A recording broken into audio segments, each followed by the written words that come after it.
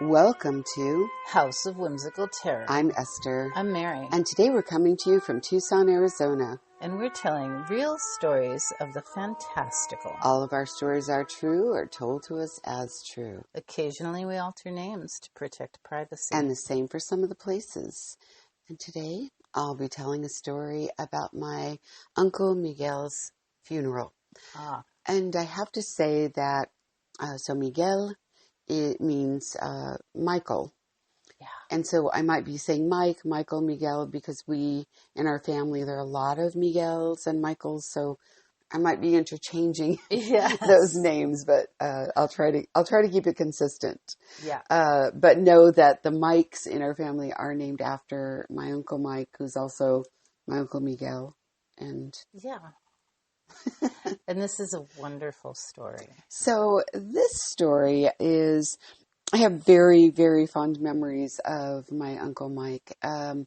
When we were little, we would spend our holidays through Christmas time. We'd go to my Nana's house in Ajo, Arizona, a little tiny town on the other side of the Atom Reservation. And we would go, and it would be all the family. Mary's been there for the holidays, sleeping on the floor, even in the kitchen. It was like 20 people. Yeah, we're just all over. Fantastic. Yeah. It's just like, everyone everywhere. Everyone brings blankets and pillows, and we're just there in my grandma's house, which wasn't large, but it was perfect.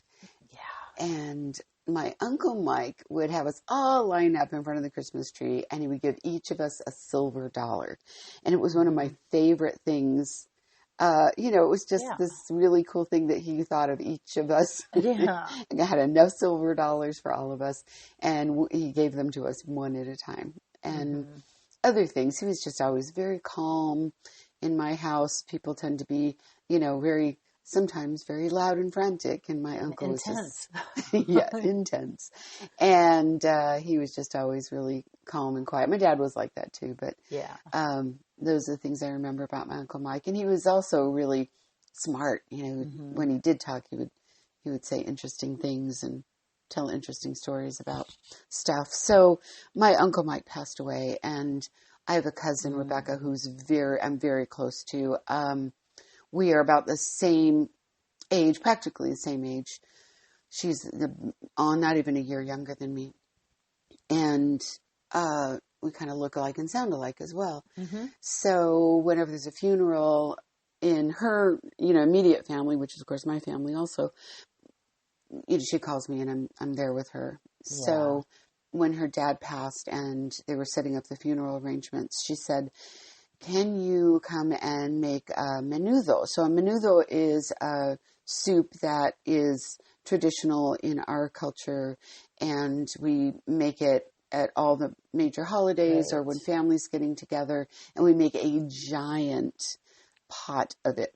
Giant, like 5 gallons at a time. Yes, it's massive. And it's delicious. Yeah.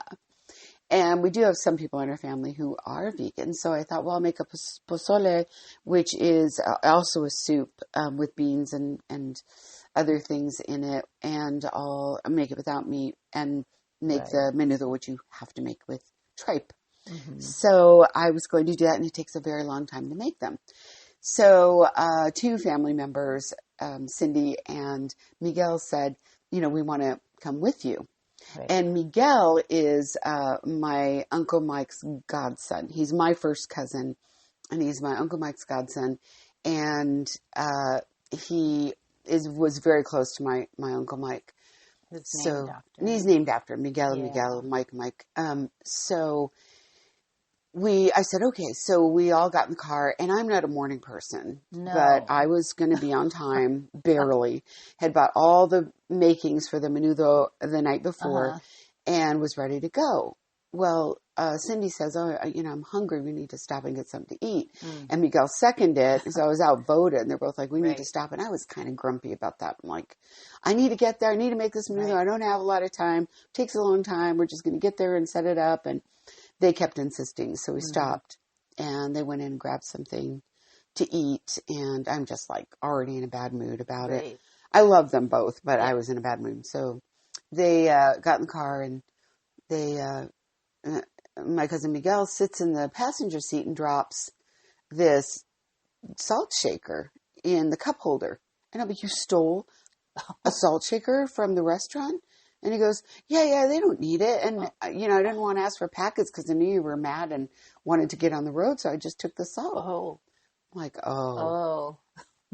mad about that. Don't like stealing, even if it's as small as a salt shaker. Yes. So anyway, they're all happily putting salt on their food and driving along. They're perfectly content, and I'm pissed. Pardon my language.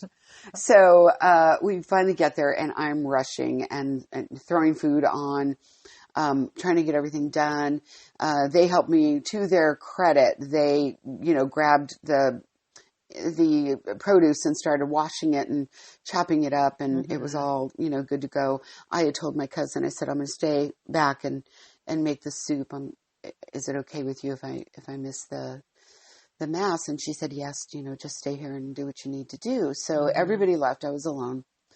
My cousin has this magnificent kitchen. It's large and beautiful and has a bunch of places you can, you know, put things that are food supplies. So the only thing I forgot to bring, because I probably did on purpose, you figure everybody has salt. Right. So I'm going around, I'm looking through all the cabinets and not finding anything. I had the oregano, I had all the other things that you put in the soup, and waiting for people to get back. And Rebecca walked in. I said, Rebecca, I can't find your container of salt.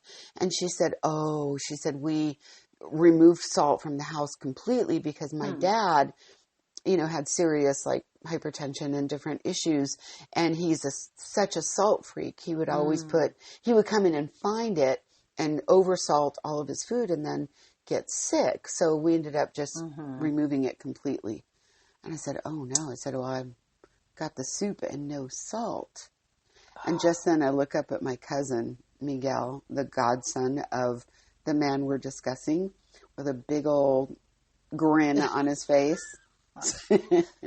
And he goes, I got some salt. Anyway, he went out to the car and got the salt shaker out of the full salt shaker out of the car. And he said, yeah, you can thank my Uncle Mike for the salt. Yeah. So I mean, we all thought, yeah, there's my Uncle Mike, knowing that we're going to be making him a menudo and there's no salt in the house. No salt. So he want to make sure that you had it. From beyond the grave. That's he saw right. us coming across the desert from Tucson to what a lovely Mesa, story. Arizona. Yeah. And, you know, sometimes we miss the subtleties of those messages. But boy, he made that really obvious. Yeah, he did. I'm here. I love you. I see you coming, and you're going to need to pick up that salt. That's right. Because it was funny for them to both insist to stop and eat somewhere, too. Because it wasn't super early. It was early for me because I'm a night person. But it was just strange. And they both were extremely insistent on stopping. Wow. And then, you know, that salt that made me so mad saved the soup. And it was the soup in honor of my uncle. You know, he loved, my Uncle Miguel, or my Uncle Mike loved the food. So yeah, and he loved the salt, so he was making sure you had it. Oh, that's a wonderful story. Thank you for that story, and thank you to everyone that's listening for joining us. Come back and listen to some more stories and share them with your friends and family. But for now, so long, good friends, until next time when we meet back at the house.